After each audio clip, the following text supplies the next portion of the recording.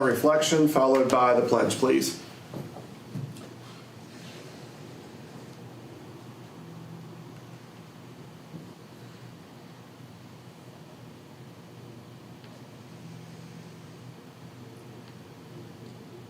Thank you very much. I pledge allegiance to the flag of the United States of America and to the republic for which it stands, one nation, under God, indivisible, with liberty and justice for all.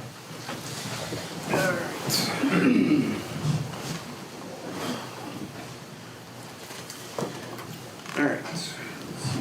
Go down to the approval of our meeting minutes from 11/6. If there are no additions or corrections, I'd entertain a motion that we approve those as presented. So moved. Second. Motion by Jack, second by Rob. All those in favor signify by saying aye. Aye. Aye. Like sign opposed, motion carries. Now we go to recognition of guests, and we have a singular guest who has put himself on the agenda as well as signed in this evening. So no stranger to us for sure. Jason Campbell's here from JC Films to talk about the upcoming Hank's Christmas Wish screening and support request. Oh, Sir? A lot quieter than the Bridgeport City Council meeting. right now it is. I'd like yours to be this way. This would be nice. Thank you guys for having me. So, for the last 4 years, we came up with a storyline called Hank's Christmas Wish. You guys have a resident here that lives right on Main Street that if you walk into his apartment, it is a winter wonderland of toys, from current toys to the 1940s. And when I first saw it, it amazed me and said I could write a whole movie on this. Well, that one movie turned out to be our fourth movie. So it's getting to be this tradition, not only here in Buckhannon, but around our country. So basically every year, if you guys don't know, we shoot a film called Hank's Christmas Wish, and we tag it with something. Last year it was Elvis Rides because we had an Elvis person in it. This year it's called The Lost Letters. But for 4 years we've been doing this here in Buckhannon, using Hank as the warehouse, that the toy warehouse is his workshop where he makes toys. The basic storyline is Hank is a retired elf that's moved to Buckhannon, and every Christmas he causes havoc to the city. And we're not sure exactly what he's going to do, but he does every year. Dean Cain comes in every year and plays the mayor, sits right there in that chair, uses that office. He always wears his winter Christmas coat. He'll be in this year. Every year we do a Hank's Christmas Wish. We always bring in another celebrity. Last year was Richard Grieco from 21 Jump Street. Of course, when we did motorcycles and Elvis, we had to bring in Richard Grieco. This year, Kevin Sorbo will be coming in, playing the vice mayor. I know you don't have a vice mayor, but in the movie of Buckhannon, there's a vice mayor. Dean has to go on vacation, so Kevin Sorbo is in charge of taking over the town and handling Hank. It's a great tradition. One of the things, not just for Buckhannon, but for around the country. We'll have about 40 to 50 people from around the country that sign up to be involved in our Hank's Christmas Wish weekend, which is kind of a cool thing. In my packet, I talked about economic development. I think those numbers are low in the fact of the involvement of the people that come in from around the country, to be from the hotels to the meals. I felt like we ate just about every meal across the street at this Mexican restaurant. People just loved it. In addition to that, we do the premiere. So Hank's Christmas Wish 3 will have its premiere on Friday night after the parade at 7 o'clock. That's open to the public. We don't charge for that. Kevin will be there for that premiere just to show it to the public to see it. And then we'll go right into filming Hank's Christmas Wish 4 called The Lost Letters. We're going to be used on the library. The storyline is kind of the same. This year is a little bit different in the fact that now we have a vice mayor, Kevin Sorbo. Hank has been put on library duty. So now we figure he can't get any trouble in the library over Christmas, so they put him on library duty, but he finds an old letter. And his whole mission throughout Christmas season is to find out who wrote this letter. And I won't give away the end of the movie, but with the help of the vice mayor, they find out whose letter it is and make that Christmas wish come true at the end. But I love the support of Buckhannon, and it's just not even Hank's that we film here. You guys have probably seen us on this. We were filming here 2 nights ago at a law office there on Main Street. just the way Buckhannon and Upshur County entirely has opened its door to us for the films that we make. And for those that don't know, JC Films exists to make, faith and family films that, encourages people and shares a great message. We use a ton of people from our community, and that's a wonderful thing that we do. That young people and older people too get involved in these films and help, with film and that kind of, because there's just not a lot of that stuff out here, and here they get an opportunity to do that. So we're really proud about who we are in Central West Virginia and around the country with our films. We make about 25 films a year around the country. We're in production right now of a film in Clarksburg. So that's kind of who we are, what we're doing, and we just really appreciate your support. It's $2,500. It's not much, but on the budgets that we run these things, because we have so much volunteer and so much help from people, it really makes a huge difference. And the message is getting out there. On distribution levels, Hank's Christmas Tree will drop at the end of next week on Tubi and Hulu and PureFlix, which is a faith-based channel. But a lot of people talking about them, and I hope as long as Hank's still alive, we'll keep making them every year. So, any questions? Any questions from our council members? Just a comment, I've watched all of them, and there's so many scenes, recognizable scenes from Buckhannon, recognizable, even the banner across the street has been featured in scenes. I think it's just a great tribute to the city of Buckhannon.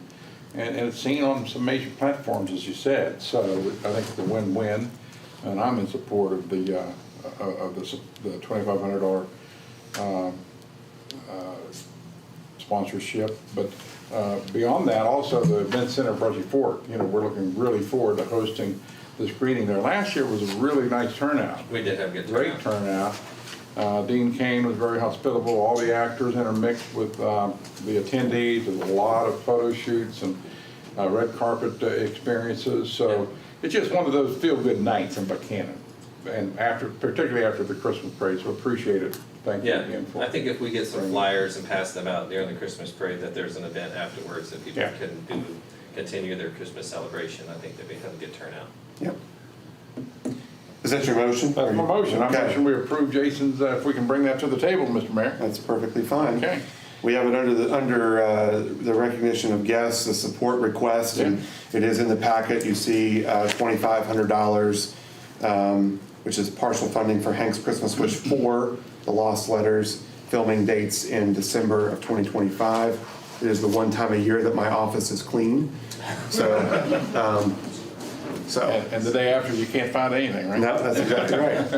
All right, so you have a motion. Is there a second? Second. Second by Rob. Is there any further discussion on the matter?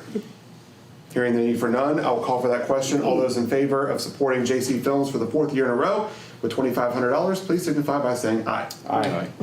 Thank you, guys. Thank you. Thank you. All right. Thank you. You still there, Pam? Yes, I said aye. Okay. All right. Hear me? You can. Yeah, now we do. Okay. All right. Nobody else has indicated that they wish to address the council this evening. Is that correct? All right.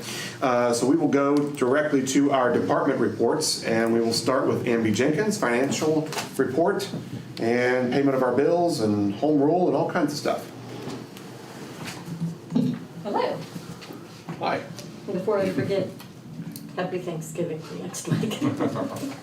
You'll probably be here, which is a matter we'll have to discuss later. But Probably. Maybe not Thanksgiving Day. Okay, I'm going to give you your balances for your enterprise funds for October. Waste Collection Board, $1,898,000. CD savings at $324,000, and then a letter of credit for $64,000. The Water Board money market and checking, $1,146,000. The working capital funds are at $935,000. Now, we just opened up the Water Project Fund, that $6 million bond anticipation note for preliminary things that need to be done for the water project. So I'll give you that balance each month, but that's kept completely separate from any of the regular operational funds. It's a separate bank account, $5,936,000. Sanitary Board, 928,000, working capital CDs at 496, and then the Stormwater Fund is at 322,000. In your packet, you'll have your bills to be approved. The ones I'll point out to you, we made the first payment to American Legal Publishing for the codification of the ordinances, which was $5,428. We made the contribution of $5,000 to Focus Marketing Company, the collaboration project with tourism and business with the Upshur County Commission. Trade Works, we expensed $10,790 for Pocahontas street curbs, and Form Tech for concrete forms was $3,645. And then Trade Works again, but this was for labor at the public safety training facility out on Mudlick Road, and it was $4,700. That's what I have for the financial report. Okay, we'll pause there for just a moment. Are there any questions for Amby relative to the finances? Hearing none, I'd entertain a motion that we approve the bills for payment as presented. So moved. Motion by Jack, is there a second? A second by Rob. All those in favor signify by saying aye. Aye. Like sign opposed, motion carries. All right, down to home rule. In your package, you're going to see the 2025 home rule report. That's the annual report that we have to submit each year for the planks that we have applied for towards the home rule. We have, just a reminder, we have 6 planks. One about property nuisance abatement, one about using part-time police officers that don't have an age limit, online sale of disposition of municipal properties, non-intoxicating beer, wine, alcohol that's in licensed, permitted restaurants that allow for times outside of the state code on Sundays. Enterprise zone, tax rebates to commercial or industrial businesses, and that's based on a tier system as to the investment in the community and the number of jobs. If anyone would ever be interested in how that works, I'd be glad to explain it to them. And then the one that has the most activity is the municipal sales tax plank, while we are allowed to collect municipal sales tax, and what we've done throughout the year with that. So that's the last one. It has the most detailed information about what occurred during the year. And of course, that's, Randy will probably post that online too, but it is on the municipal home rule website. It'll be there, it's been submitted to them, so they'll put that on their site, along with all the other cities that have home rule. That is the information about the home rule progress report. No motions or anything are necessary No, for that. I've already signed it, so. And so we have to report it, and they have a deadline, so I had to get that in. The item number C, you want me to approach on that? So we have an annual Christmas party in here every year, and so they would like to ask that we authorize the closure of City Hall from noon to 2 on December 16th. Seems like a completely unreasonable request. I don't know how we can support that. Unacceptable. You can come and leave. Oh, in that In case, that case, we're all right. No. I'll make the motion. In that case. Well, since we can eat, let's extend it to 3. I'll eat the motion. We have a motion by Randy. Is there a second? Second. Second by Rob. All those in favor signify by saying aye. Aye. Like sign opposed, motion carries. You're allowed to have a brief party. We appreciate that. Thank you. Okay, our department, or our Public Works Department report, as well as zoning and code enforcement. Hello, Ethan. Good evening. We're continuing to work on the North Florida Street sidewalk. We're in the last couple of pours of it. It should be done in the next few weeks, weather dependent. Continue, as part of that, a resident requested a extension off or upgrade on Cooper Street. They used the sidewalk participation program where they paid for the materials on that. And we have finished up the Christmas decorations besides Main Street. Those will go up the December 1st, the Monday after Thanksgiving.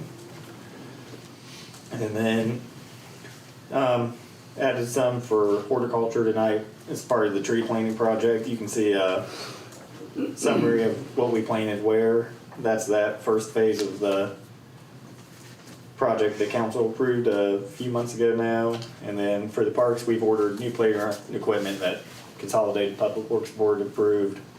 We're gonna start removing the old playground equipment that's out of date and hopefully have that, or we will have that up by the time parks open in the spring. Waste Department transfer station, it'll be closed next week from Thursday to Saturday. And then we have an advertisement for a waste collection driver that closes tomorrow. Sewer Department's continuing on Henry Street. They're getting a little bit closer on it. Hopefully finish it up before a lot of the real winter weather hits us.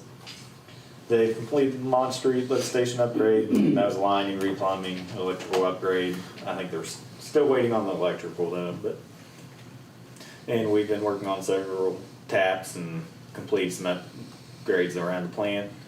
Stormwater, we're continuing to work on Taylor Street. Been meeting with some of the property owners recently to complete that project. The Water Department, they've replaced a couple fire hydrants that were out of compliance. They are good to go now. They've been working on the roof at the water plant. It had another leak that they've been fighting, so they are excited to get a new building, I know that. Continuing to work on the water plant, the first phases that Andy mentioned, so I'm spending the money she's keeping track of. And working on the inventory management still. Zoning and code enforcement, there's nothing new for the Charles Gibson Library. We're waiting on the results for the asbestos testing on the roof for that roof replacement projects. It's had several leaks recently. Waiting to hear back on the 5th property owner from the Gateway North project. They are requesting a more detailed design before they commit to giving us access through there. Continuing to work on the HVAC system at the CAC to help relieve some of the air conditioning issues specifically. And then working on the storm sewer grant application for Taylor Street as mentioned earlier. So I think that's all I have in my report. Any questions for Ethan relative to the public works side of things? Ethan has asked that, although it's not on the agenda tonight, but Ethan has asked for a brief executive session following this meeting regarding property matters. I told him we could do that in a couple hang out after the meeting. We will adjourn into a brief executive session as permissible by state code. I'll keep it short. Appreciate that. And then you have the report of zoning and code enforcement. You have the building and wiring permits that were circulated earlier via email. At this time, I entertain a motion that we approve those as presented. So moved. Motion by Randy, is there a second? Second. Second by Rob. Give it to Pam, I think Pam chimed in. All those in favor signify by saying aye. Aye. Abstain. Like sign opposed. Motion carries, noting Mr. Rigger's abstention. Thank you. Thank you. Thank you, sir. All right. You'll need to make sure you record me down there for that to give us the. Yeah. Okay. Thank you, Ethan. Up next is City Police Chief Matt Gregory.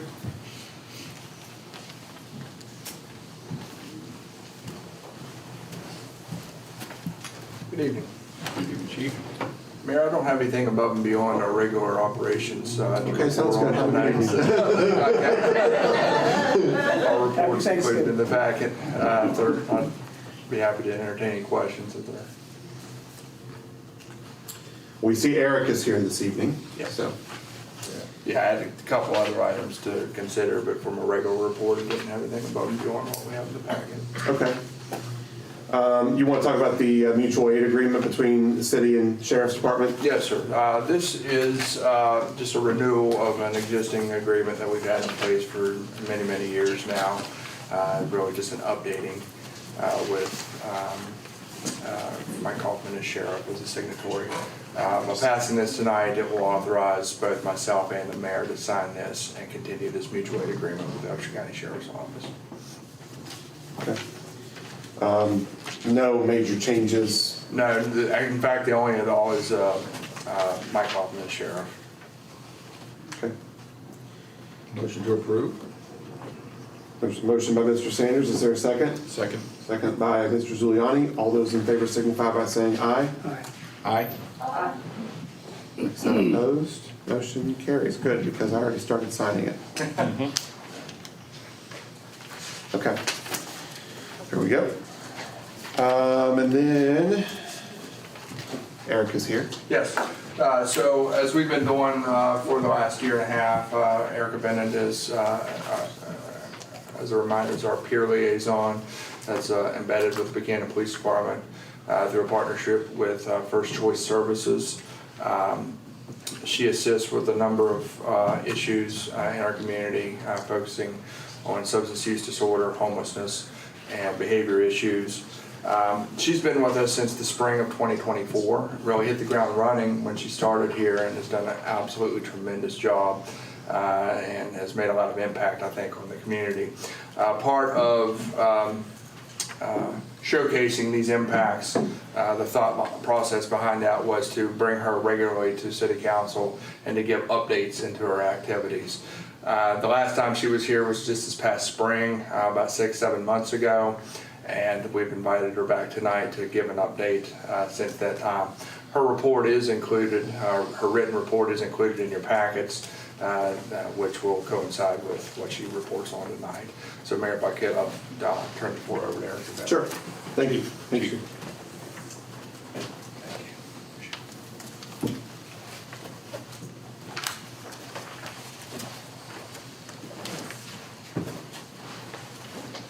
Welcome back. Hello. It's getting cold out.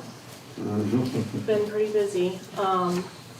I do like a monthly breakdown coinciding with like days of the week, and the numbers on the side coincide with like the days of the month of what I'm doing on that specific day, and then try to break it down a little bit for you guys to see like getting people off the streets, not just homelessness and addiction, but just a number of things. And the overall goal is not just to get them off the streets, but to keep them off the streets. And I've been focusing a lot the last couple of months. Well, it was conference season too, so I was like every other week I feel like I was out of town at a conference or doing training because we have to have our continuing education hours and everything.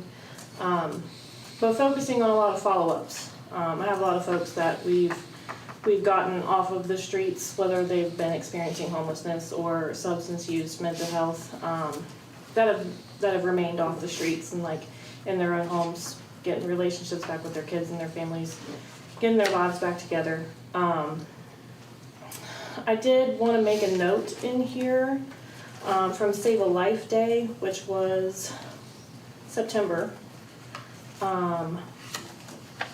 So this was the first year on Save a Life Day that all 50 states participated across the United States. Overall, in the whole country, 132,959 doses of Narcan were distributed that day. West Virginia was 39,227 doses, and Upshur County, us here, we distributed 1,278 doses of Narcan that day, and trained every single person that we provided Narcan to. So that's kind of where my position's been coming into effect in our community, like getting the word out there, getting people trained on things like that. And Chief and I talked a couple of weeks ago, like overdose numbers have gone down, overdose deaths have gone down. And I think that's just bringing together the community resources that we have and the awareness that we have. People are not just carrying it with them, they're trained on how to administer it and how to use it and what to do in that situation. And for that situation, I now have a relationship with St. Joe's. Their emergency department is under new leadership. So we have a really good relationship. When they have someone that comes in looking for treatment or placement at a shelter or an overdose, they call me. And I have provided them a lot of different lists of different rehabs and facilities in the whole state of West Virginia. Sometimes it's overloading, you know, and they need a little bit of help, and that's okay. That relationship is going really well. We do talk at least a couple times a week. I have a youth mental health first aid training coming up at the beginning of December. I did do a Libera training at the beginning of this year at some point, because a lot of our youth is getting involved with substance use, vaping, not knowing what they're vaping out of their friends' vapes, things like that. And we've had some calls on that I've responded to connect with some minors and get that awareness out there too with their parents and with them. So a lot of training, you'll see a lot of trainings and like webinars and conferences and stuff on here. But yeah, I think things are moving in a really good direction, and I'm keeping a relationship with people who, you know, if I take them to treatment, they call me 2 weeks later and say, hey, I messed up. I have that relationship with them and they call me, so I can take them again. There's one particular female I took 6 times over the span of 14 months, and she's about to celebrate 1 year of recovery, and she is in her, what's the period in CPS called? Improvement period. Yep, improvement period in her CPS case, and she is in the drug court treatment program here, which I graduated and went through, so I have a real soft spot for drug court. But if you guys have any questions, concerns, complaints, anything that's on these lists, I'd be happy to explain what these trainings were for or what we did that day when it's abbreviated.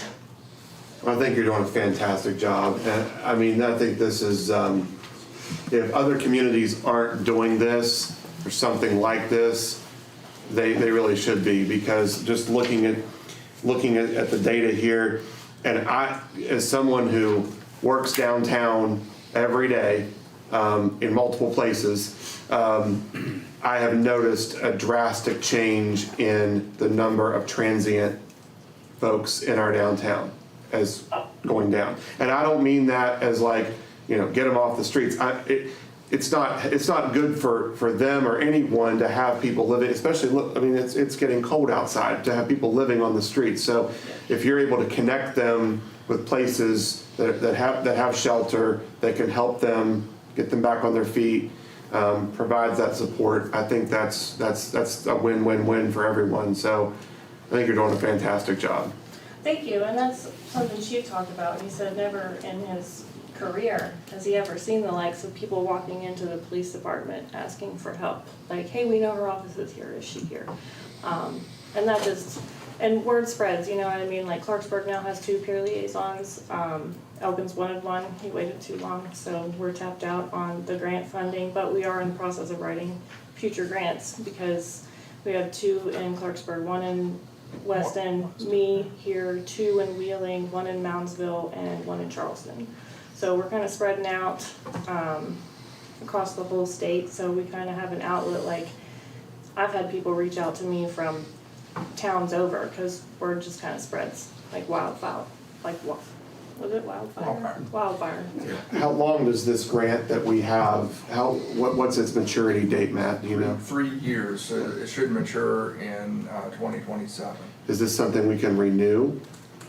It could be, and I think that would be explored, I think, as we get a little closer to that. If it can't be, I can only speak for myself here, but to me, this is something that we should consider post-grant, Yes.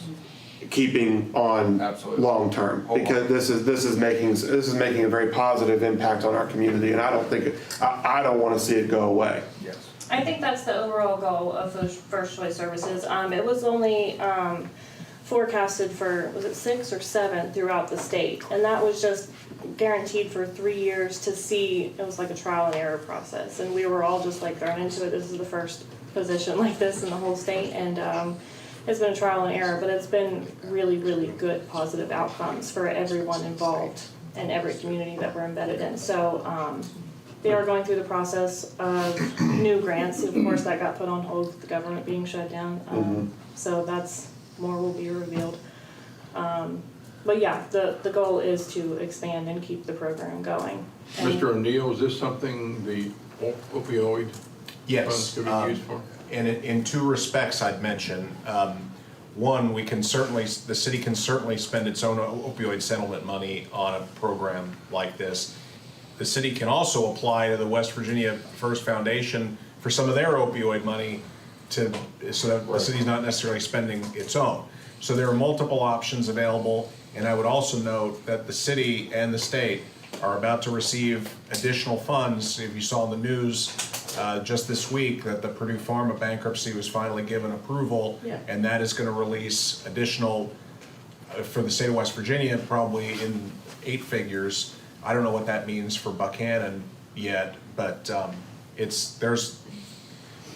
I think if the city is committed to this program, there will be resources available that either we already have on hand or that we could readily seek and be very likely to receive to support it going forward, frankly, indefinitely.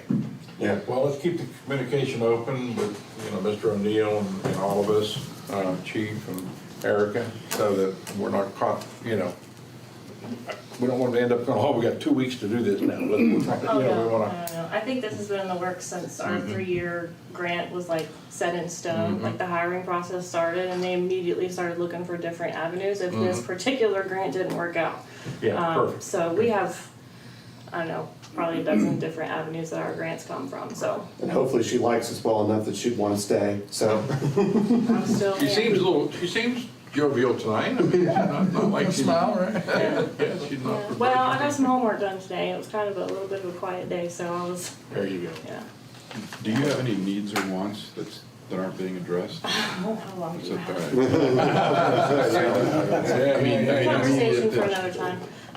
No, there's a lot of Immediate. different, community relationships that I have that if I can't meet the need of somebody, I can usually put them in contact with someone who can, whether that's in Buckhannon or not. I mean, I have contacts with, and I mean, we have peers all across the state too. So unlike Catholic Charities, which we don't have here, but I have one that I use. Parish House is a good one. Feed My Sheep is a good one. Our House, the program of Our House, Megan and I talk daily, sometimes multiple times a day. And we do a lot of community outreach stuff together, whether it's dispersing Narcan, training people, getting the connections made, and just, I'm usually the first point of contact when someone's going to treatment or whatever, and then I kind of ease them into Megan, and I'm like, this is your new home, and then we just kind of keep the connections going, so if something happens, I'm still here, There's a lot of community connections.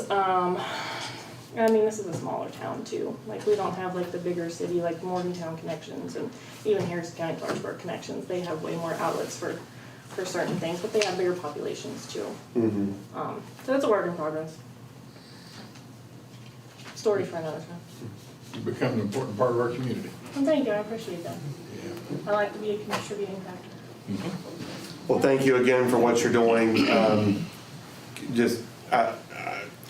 You're just doing a great job. So really appreciate what you're doing. Yeah, I appreciate it. So, thank you. Thank you. Have a happy Thanksgiving. Yeah, you too. Thank you, Chief. Did you write legibly? Would you put down Tracy's desk? Yes. Yeah.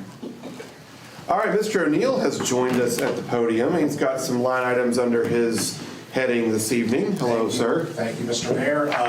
I have 3 resolutions for the council tonight on 2 projects. It would not be, and just in the interests of kind of management, I don't think with the council's unanimous consent, I don't think it would be improper to take one vote to cover all 3 resolutions. Okay. We just, the members just need to sign each one individually. The first resolution, I'll explain them all together right now if you prefer. That's a good idea. So the first resolution, Resolution 2025-13, concerns the 911 addressing project that we have discussed from time to time. This is going to unlock the opportunity to seek some FEMA funds to kind of fund that process. That resolution just expresses the city's resolution to support the grant application, and that's really all there is. On the other 2, 14 and 15, these have to do with a storm sewer mitigation project from Camden Avenue between Taylor Street and Preston Street that has been discussed. The first resolution, 14, similarly is just a resolution of support for the project. The second resolution is for the same project, but it designates the mayor as the signatory for any documents and identifies city engineer Jay Holland as the principal point of contact with FEMA for the application administration of the grant. Those are the only, there are no firm commitments on the city's part. These are just authorizing, enabling resolutions in order to seek the public money for each of these two projects individually. I'm happy to take any questions if there are any. Any questions for Mr. O'Neill? All right. I will enjoy this very much. I would entertain a motion that we approve A, B, and C, all under Mr. O'Neill's report on line item 10. So moved.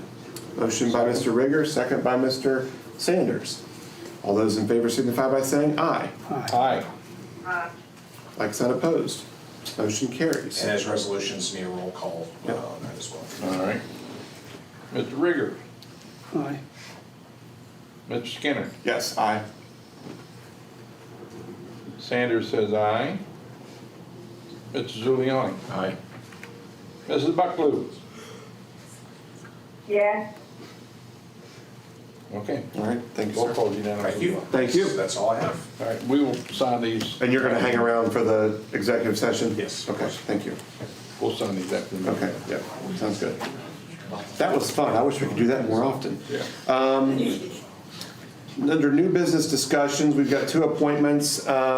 First appointment is a recommendation, Lily Hicks to the Upshur County Convention and Visitors Bureau.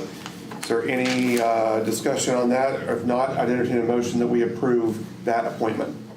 So moved. Motion by Mr. Sanders, is there a second? Second.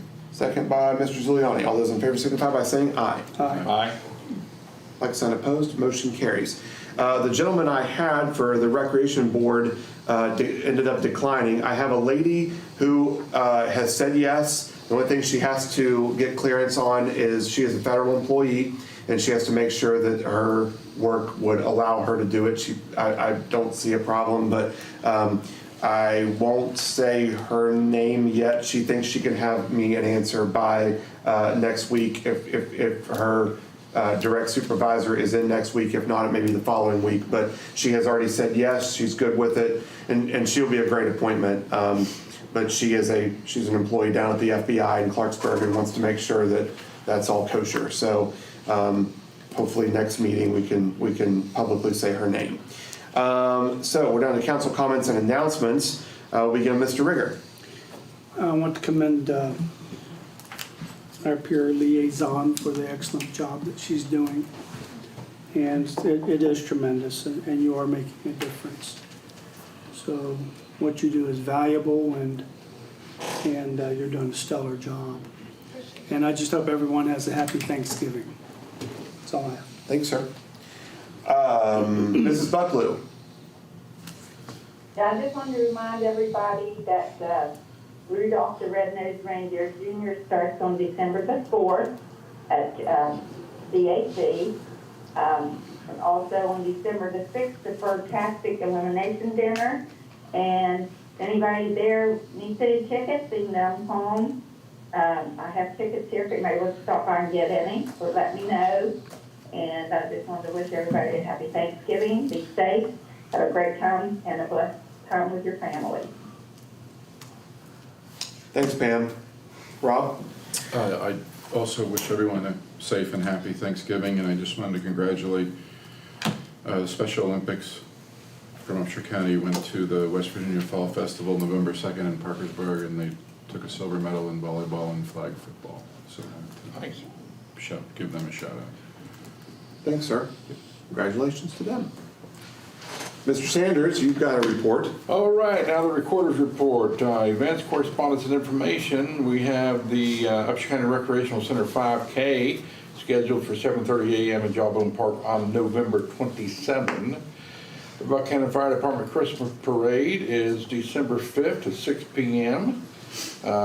We're reminding folks with our announcement cancellation of the City Council meeting for January 1st, 2026 due to the holiday.